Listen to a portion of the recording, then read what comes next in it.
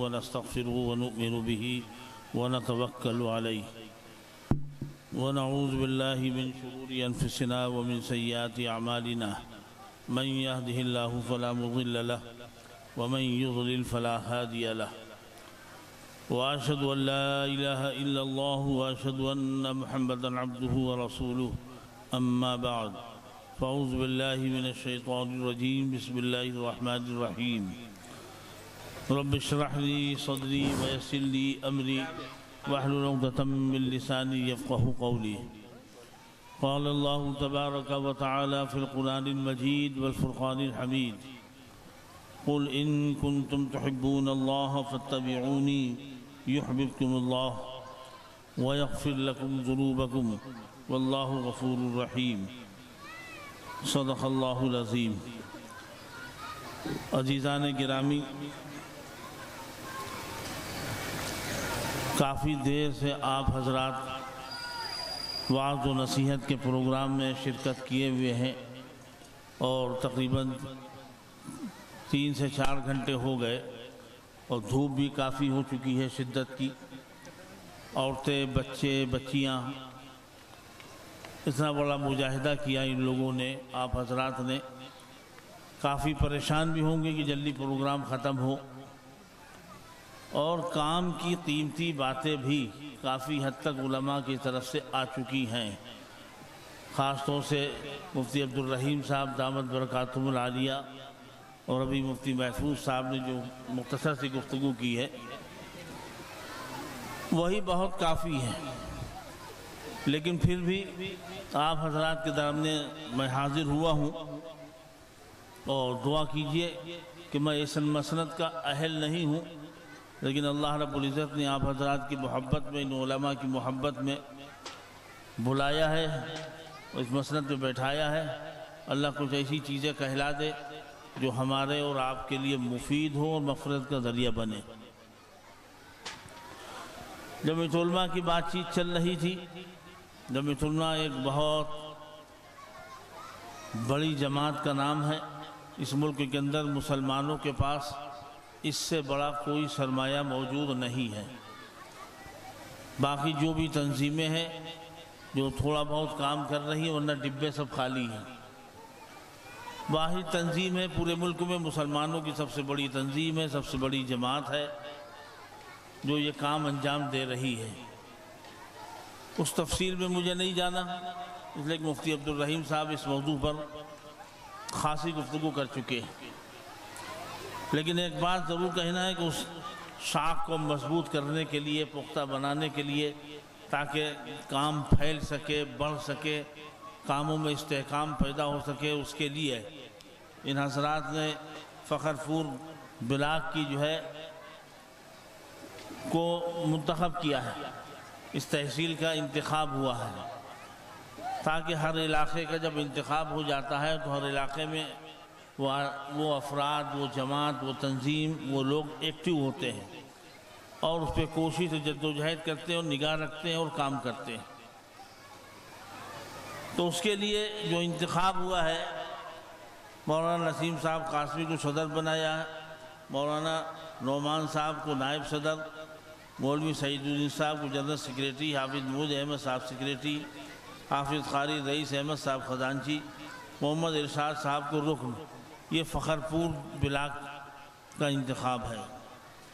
ایسے ہی دوسرا انتخاب بھی ہے تجوہ پور بلاک تحصیل مہسی بہرائچ کا، مولانا انعام اللہ صاحب صدر، قاری عبدالکریم صاحب محتمی مدرسہ مفتاح العلوم برناپور نائب صدر، حافظ مخصوص صاحب جنرل سیکریٹری، مولانا محمد اقبال قاسمی سیکریٹری، حافظ محمد شریف صاحب استاد مدرسہ مظہر العلوم نانپارہ، مولانا مطیع اللہ صاحب پردھان چیک خزانچی، حافظ عبدالعلیم جگنیہ رکن، مولوی عبید الرحمن صاحب رکن۔ یہ انتخابات ہوئے ہیں۔ اس انتخاب کا میں نے اعلان کر دیا، باقی ہم اپنی بات شروع کرنے جا رہے ہیں۔ دیکھیے، آج دنیا کے جو حالات ہیں ہمارے اور آپ کے سامنے، پوری دنیا کی بات کر رہا ہوں میں، پوری دنیا کے اندر اگر آپ نگاہ اٹھا کر کے دیکھیں تو جگہ جگہ مسلمان تعداد میں بہت ہیں، روپیہ ہے، پیسہ ہے، شہرت ہے، طاقت ہے، اور جناب والا ممالک کے اعتبار سے دیکھا جائے تو ملک بھی ہمارے پاس زیادہ ہیں، مگر ہم ذلیل و رسوا ہو رہے ہیں۔ اگر ہمارا کوئی بھائی دنیا میں کہیں مارا جا رہا تو میرے اندر یہ جرت اور ہمت نہیں ہے کہ ہم اس کو بچا سکیں یا اس کے لیے ہم کھڑے ہو جائیں۔ آج میرا دنیا کے اندر یہ حال ہے، تو پوری دنیا میں ہم اگر دیکھا جائے نگاہ اٹھا کر کے ہم ذلیل و رسوا ہیں۔ سب کچھ ہونے کے بعد میرے اندر نہ وہ جرت ہے نہ وہ طاقت ہے۔ اس کے لیے انسان کے اندر ایمانی طاقت کی ضرورت ہوتی ہے۔ ایسے ہی ہمارا جو ملک ہے، اللہ اس ملک کی حفاظت فرمائے، اس کو سلامت رکھے۔ حالات میں تغیرات آ رہے ہیں، تبدیلیاں آ رہی ہیں، جو فیصلے آ رہے ہیں بظاہر وہ ہمارے اور آپ کے خلاف آ رہے ہیں۔ کیا وجہ ہے کہ آج یہ فیصلے ہمارے اور آپ کے خلاف آ رہے ہیں؟ 1400 برس، 1450 برس پہلے جو اللہ موجود تھا وہی اللہ آج بھی ہے۔ جو کلام اللہ رب العزت نے جو کلام الہی کو نازل کیا تھا وہ اللہ کا کلام آج بھی موجود ہے۔ جو جناب محمد رسول اللہ صلی اللہ علیہ وسلم کے ذریعے سے احادیث نبویہ مجھے ملی تھی، یہ شریعت مطہرہ جو مجھے ملی ہے وہ آج بھی موجود ہے۔ کل وہ مدد اللہ اس کے رسول صلی اللہ علیہ وسلم کے ساتھ اللہ کی جانب سے اور صحابہ اور تابعین اور تبع تابعین، اولیاء، قطب، ابدال، سلف صالحین کے ساتھ رہی ہے، آج ہمارے ساتھ کیوں نہیں وہ مدد ہو رہی ہے اللہ کی؟ کیا وجہ ہے؟ اللہ تو وہی ہے، اللہ تو وہی ہے، اس میں تو کوئی تبدیلی آئی نہیں، پھر بدل کون گیا؟ تبدیلی کس میں آئی ہے؟ معلوم یہ ہوا کہ ہمارے اندر تبدیلی آئی ہے، ہم بدل گئے ہیں۔ ہم نے اللہ اس کے رسول صلی اللہ علیہ وسلم کے لائے ہوئے طریقے کو چھوڑ دیا ہے، اس کے نتیجے میں آج ہمارے حالات بگڑتے چلے جا رہے ہیں، بگڑتے چلے جا رہے ہیں۔ اللہ ہمارا ہم سے ناراض ہو رہا ہے، اللہ ہم سے ناراض ہے۔ ہم اس کو منانے کے بجائے ہر وہ کام کرتے ہیں جس سے کہ ناراضگی میں اس کی اور اضافہ ہو جائے، ان کو دور کرنے کی کوشش نہیں کرتے۔ آج ہمارے اندر جو خرابیاں پیدا ہو گئی ہیں اس کا علاج ہمیں کرنا چاہیے، اس کو دور کرنے کی کوشش کرنا چاہیے، اپنے علماء سے مل کر، اللہ والوں سے مل کر، بزرگوں سے مل کر اپنے اس کا حل نکالنا چاہیے۔ بجائے اس کا حل نکالنے کے ہم خود ہی فیصلے لینے لگتے ہیں۔ اس کا نتیجہ یہ ہے کہ دنیا کے اندر آج ہم ذلیل و رسوا ہے، آج ہم جو چاہتے ہیں وہ کرتے ہیں، لیکن فیصلے اللہ کے ہمارے خلاف آ رہے ہیں۔ پوری دنیا کے اندر اور اس ملک کے اندر بھی جو فیصلے آ رہے ہیں وہ ہمارے خلاف آ رہے ہیں، صرف اس لیے کہ ہم نے اللہ اس کے رسول صلی اللہ علیہ وسلم کے لائے ہوئے دین سے دوریاں اختیار کی ہیں۔ ہم اس کے مطابق زندگی نہیں گزار رہے ہیں، ہم اس کے مطابق عمل نہیں کر رہے، اس کے نتیجے میں آج ہمارے فیصلے ہمارے خلاف آ رہے ہیں۔ اگر ہم یہ چاہتے ہیں کہ ہماری زندگی اللہ اور اس کے رسول صلی اللہ علیہ وسلم کے مطابق ہو تو ہم کو قرآن اور سنت کے مطابق زندگی گزارنی پڑے گی، کتاب اللہ کے مطابق، اللہ کے رسول صلی اللہ علیہ وسلم کے احادیث نبویہ کے مطابق ہمیں زندگی گزارنی پڑے گی۔ اگر ہم اس پر اپنی زندگی گزارنے کا ذہن بنائیں گے تو ہماری گاڑیاں آگے چل سکتی ہیں، ورنہ گاڑیاں چلیں گی نہیں۔ آج ہمارے معاشرے میں جس درجہ گندگی پیدا ہو گئی ہے اس کو بیان نہیں کیا جا سکتا۔ آج بیٹا باپ کی ماننے کو تیار نہیں ہے، آج بیٹی ماں کی ماننے کو تیار نہیں ہے، آج پڑوسی میں اختلافات ہیں، آج گھر خاندان میں اختلاف ہے، آج جھگڑوں کے انبار ہیں، رشتہ داریوں میں رشتہ داروں کی پٹ نہیں رہی، نب نہیں رہی ہے، آپس میں گتھم گتھا الجھنے پیدا ہیں، مسائلوں کا انبار ہے۔ کیوں نہ ہو مسائلوں کا انبار؟ جب اللہ رب العزت کی احکامات کی ہم نے پابندی نہیں کی، جناب محمد رسول اللہ صلی اللہ علیہ وسلم کے لائے ہوئے دین کی پر ہم نے عمل نہیں کیا، فرائض واجبات سنتوں کی پابندی نہیں کی، ہم نے ان کو ناراض کیا، تو پھر ظاہر سی بات ہے کہ ہمارا گھر کیسے راضی رہ سکتا ہے؟ ہمارے بیٹی بیٹے ہم سے کیسے راضی رہ سکتے ہیں؟ ہماری بیوی بچے ہم سے کیسے راضی رہ سکتے ہیں؟ ہمارا پڑوسی ہم سے کیسے راضی رہ سکتا ہے؟ اختلاف تو ہونا ہی ہے۔ یہ چیز تو اللہ رب العزت نے دین میں رکھی تھی، دین کے اندر۔ جب ہم فرائض واجبات و سنتوں کی پابندی کریں گے، اللہ اس کے رسول صلی اللہ علیہ وسلم کے لائے ہوئے طریقے کی پابندی کریں گے، تو ہمارا گھر خود ایک نمونہ ہوگا، ایک مثال ہوگا، اور وہ جب مثال بنے گا تو پڑوس میں اس کا اثر ہوگا، پڑوس میں اس کا فائدہ ہوگا، اس کے اثرات خاندان میں بھی نمایاں ہوں گے۔ تو دین کی برکت سے یہ جوڑ پیدا ہونا تھا، جو کہ ہم نے اس کو چھوڑ کر کے اپنے گھر کے اندر توڑ پیدا کر لیا۔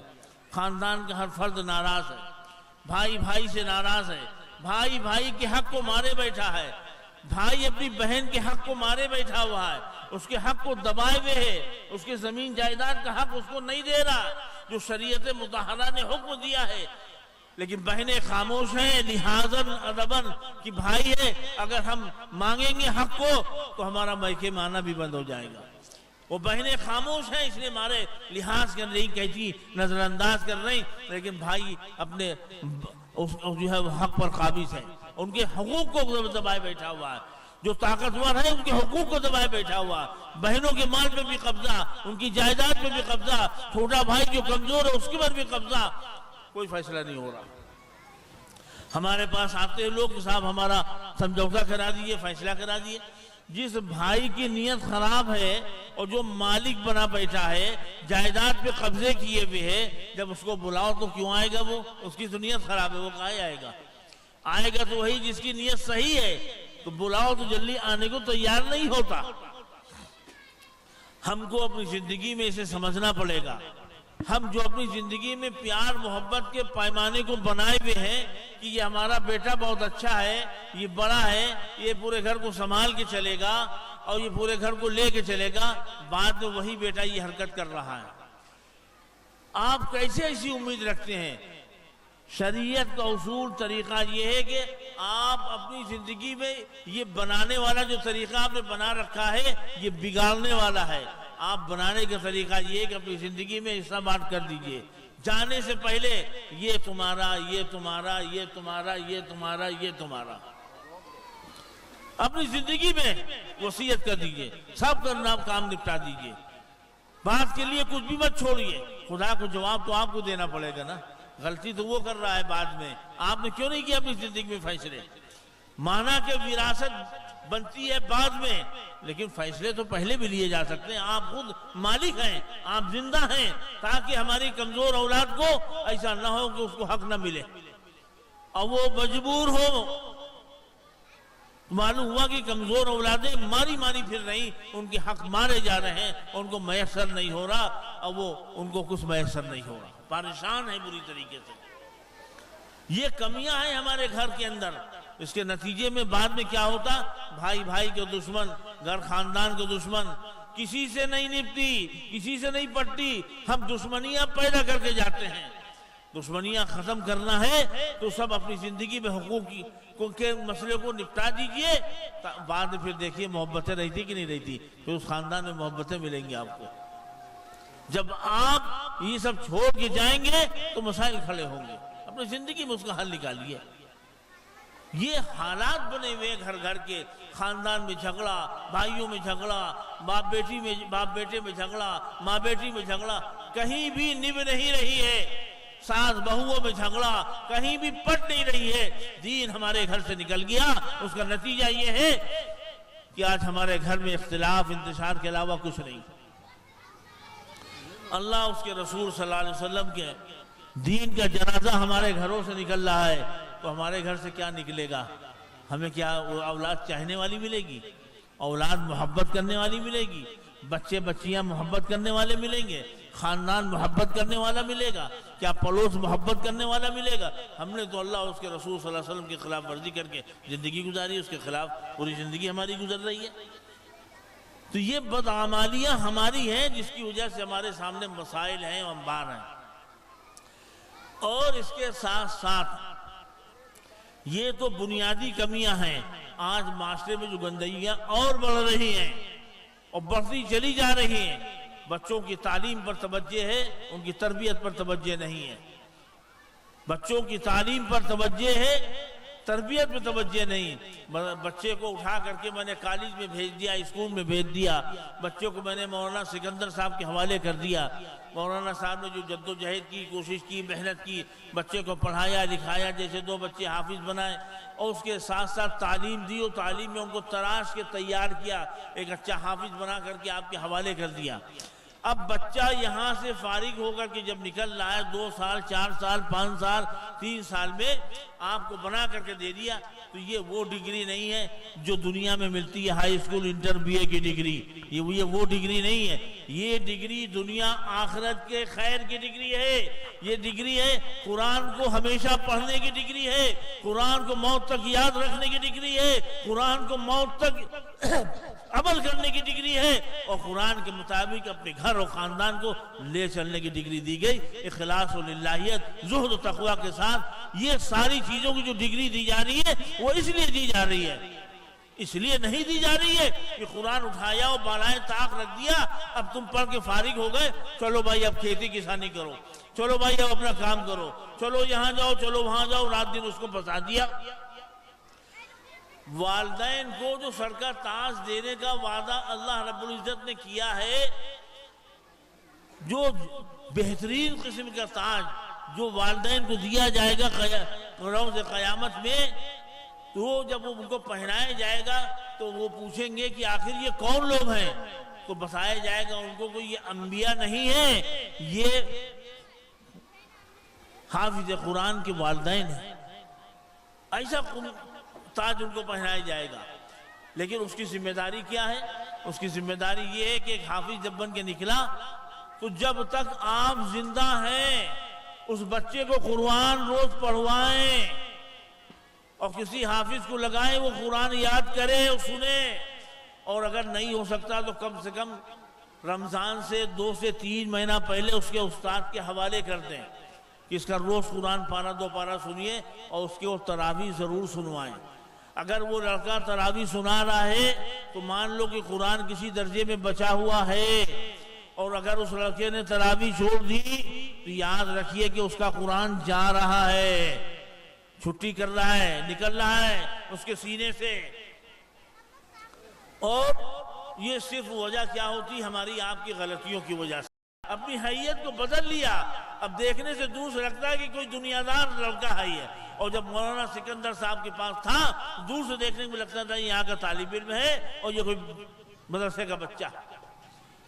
اب جب حیثیت بدل گئی تو وہ دھیرے دھیرے وہ قرآن سے دور ہونے لگے گا، پھر وہ پڑھے گا نہیں، پھر آپ کی سنے گا نہیں، پھر وہ آپ کی مانے گا نہیں، اور پھر تراویح سنانے سے وہ بھاگے گا، اور جب تراویح سنانے سے بھاگے تو سمجھ لو کہ اس کا قرآن کچا اور کمزور ہو چکا ہے۔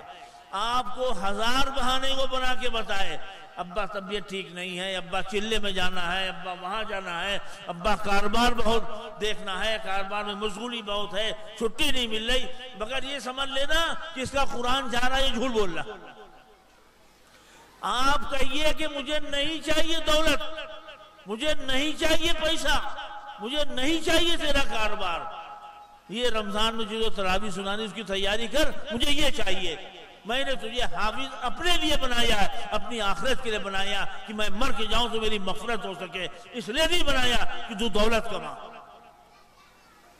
لیکن آج 80% 70% بچے جو مدارس سے نکل رہے ہیں، مدارس کے لوگ بیٹھے ہیں، معافی چاہتا ہوں میں، معافی کے ساتھ کہہ رہا ہوں، مدارس کے طلبہ جو پڑھ کر کے حافظ ہو کے نکل رہے ہیں وہ زیادہ تر خراب ہو رہے ہیں۔ مدرسے میں جب تک تھے تو وہاں کی تعلیم تھی، وہاں کی تربیت تھی، وہاں کا نظام تھا، وہاں کا ایک سسٹم تھا اور چل رہا تھا۔ اب جب دنیا میں جب گئے تو وہاں کا سسٹم کچھ اور ہے، اب وہ دوسرے سسٹم میں جب چلے گئے تو اب وہ نہ حافظ صاحب سے ملتا، نہ قاری صاحب سے ملتا، نہ مولوی صاحب سے ملتا، نہ اپنے استاد سے ملتا، نہ مدرسے آتا، صرف اس لیے کہ اگر استاد سے ملیں گے تو وہ دیکھیں گے یہ کیا تم نے حال بنا رکھا ہے، تمہارے چہرے پہ داڑھی نہیں، تمہاری ٹوپی کرتا پاجامہ کہاں ہے، وہ ٹوک دیں گے، اس لیے وہ دیکھ کے بھاگنے لگا ہے۔ وہ جب دیکھتا ہے کہ حافظ جی کھڑے تو وہیں سے بھاگ جائے گا۔ مدرسے اس لیے نہیں آتا کہ استاد ٹوکیں گے، مولانا سکندر صاحب ٹوکیں گے کہ بھائی تم قرآن یاد کر رہے ہو کہ نہیں کر رہے ہو، تمہیں تراویح سنانی کہ نہیں سنانی، تمہیں کوئی جگہ ملی کہ نہیں ملی، تو اس کا جواب دینا پڑے گا، ان سے جھوٹ نہیں بول پائیں گے۔ ابا تو حافظ قرآن ہے نہیں، ابا کو بیوقوف بنانا آسان ہے، لیکن ان کے اپنے استاد کو اور مولانا کو بیوقوف بنانا مشکل ہے۔ تو یہ قرآن اب باقی رکھنے کی ذمہ داری آپ حضرات کی ہے۔ مولانا کا حق، مولانا کا کام ختم، مدرسے کی ذمہ داری ختم۔ اب اگر وہ لڑکا آپ کے پاس آ کر کے قرآن مقدس کو بھولتا ہے، قیامت کے دن آپ پکڑے جاؤ گے، آپ کی گرفت ہوگی، آپ کی پکڑ ہوگی، آپ بچ نہیں پائیں گے۔ اور بچہ قرآن مقدس بھول جائے گا، اور بھولنے کا گناہ نہ پڑھنے سے بھی بہت بڑا ہے، نہ حافظ بنانے سے بھی بہت بڑا ہے۔ حافظ قرآن قیامت کے دن رب لما حشرتنی اعمیٰ وقد کنت بصیرا، حافظ قرآن جب قیامت میں اٹھایا جائے گا تو اندھا اٹھایا جائے گا، اور پھر وہ کہے گا رب لما حشرتنی اعمیٰ، اے میرے رب مجھے اندھا کیوں اٹھایا؟ وقد کنت بصیرا، دنیا کے اندر میری بصارت تھی، میری آنکھیں تھے، میں دیکھتا تھا، چلتا تھا، پھرتا تھا، کھاتا تھا، گھومتا تھا، پھرتا تھا، سارے مشاغل میں آنکھوں کی روشنی میں اور بصارت و بصیرت میں پورا کرتا تھا۔ آج آپ نے مجھے اندھا اٹھا دیا۔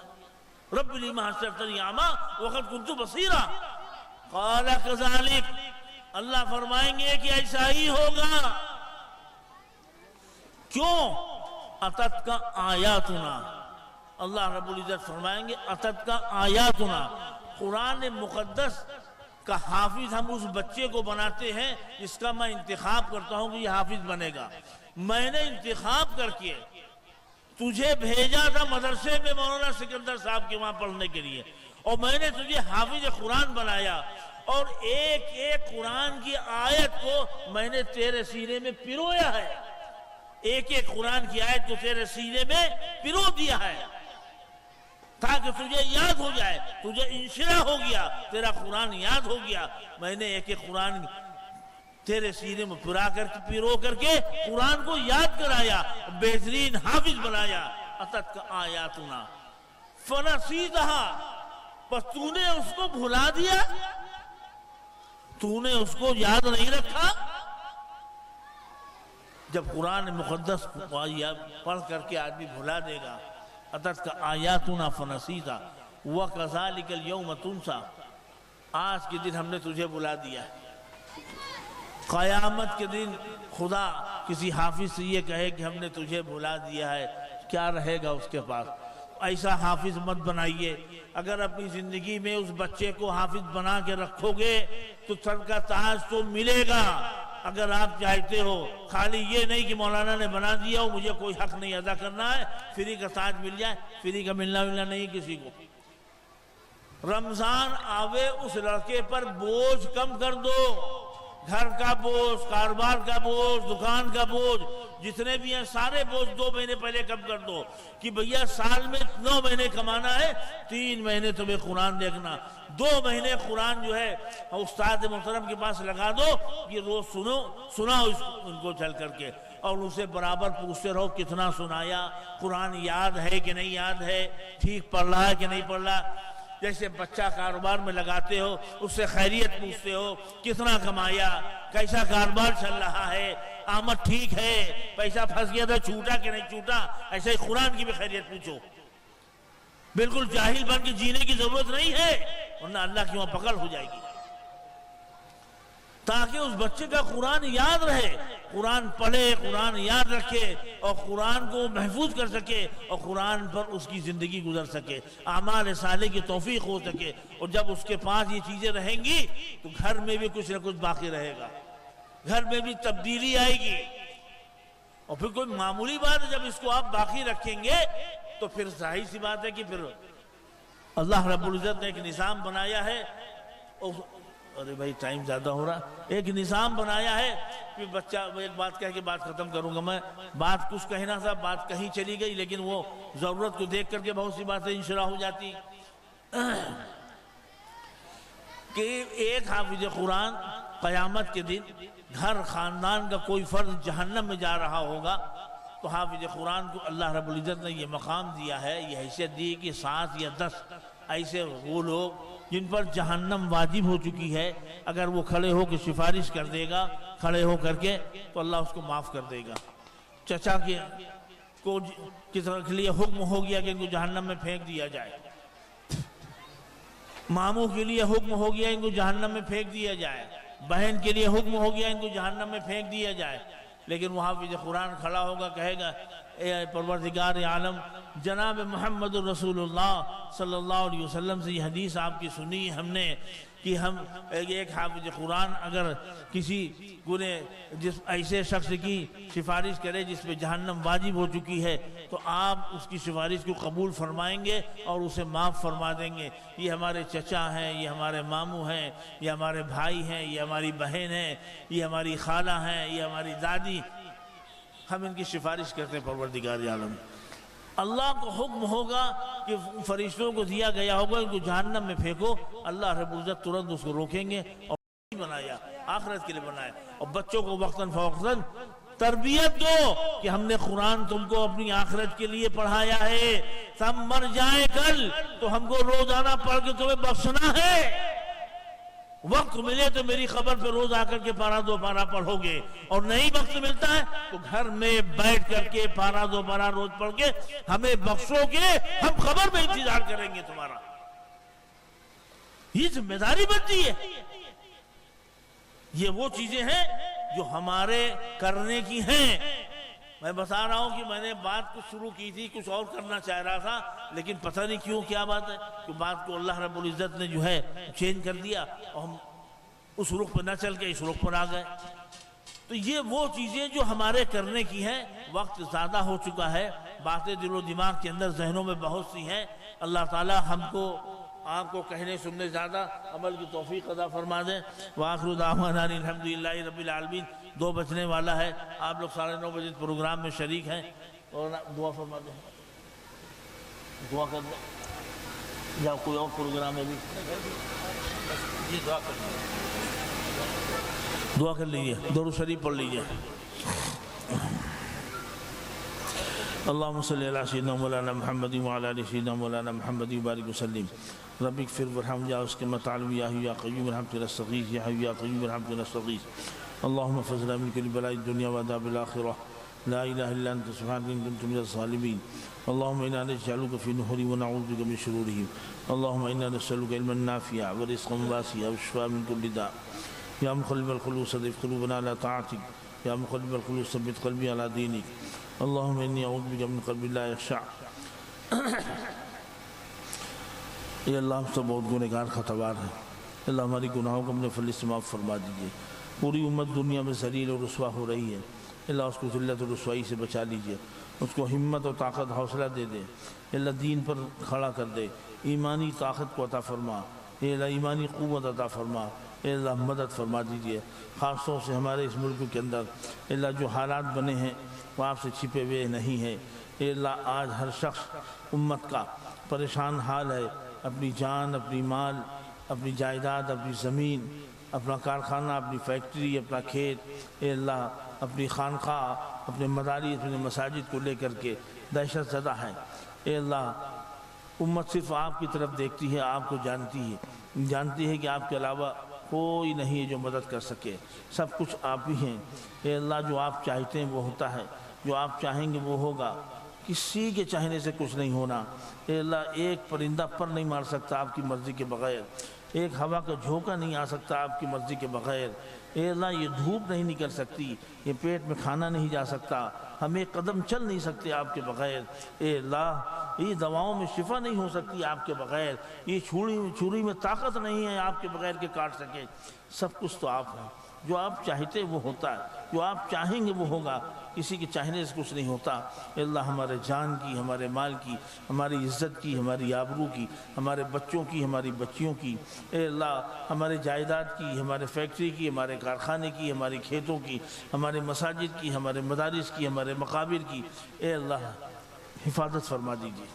اللہ حفاظت فرما دیجئے، اللہ ہمارے مدرسوں کی خاص طور سے حفاظت فرما دیجئے، اللہ یہ وہ مدرسے ہیں جن کی وجہ سے آج ہماری شناخت برقرار ہے، آج ہم داڑھی ٹوپی کرتا پاجامہ ٹوپی کے ساتھ جو آج ہم زندگی گزار رہے ہیں، یہ ہمارے مدارس کا صدقہ ہے، یہ ہمارے بزرگوں کا قائم کردہ جو قدم ہے، اے اللہ ان کی جو ہے قبروں کو نور سے بھر دے، اے اللہ جمعیت علماء ہند اور خاص طور سے دارالعلوم دیوبند ان دونوں کی 47 کے بعد سے جو قربانیاں ہیں اس کا نتیجہ یہ ہے کہ گاؤں گاؤں کھیڑے کھیڑوں میں اے اللہ مساجد میں مکاتب قائم ہیں اور جگہ جگہ مدارس قائم ہیں، اے اللہ اس کی وجہ سے آج ہم اپنی شناخت کو برقرار رکھے ہوئے ہیں، آج ہمارا شعار برقرار ہے، اے اللہ ان مدرسوں کی حفاظت فرما دیجئے، بد نگاہی سے بچا لیجئے، اے اللہ حفظ و امان میں لے لیجئے، جو بھی لوگ اس پر نگاہ اٹھائیں اے اللہ اس کو آپ اپنے استر سے سمجھ لیجئے، اے اللہ جو ضرورتیں ہیں مدرسوں کی ان کی مدد فرما دیجئے، خاص طور سے یہ مدرسہ جہاں بیٹھے ہوئے ہیں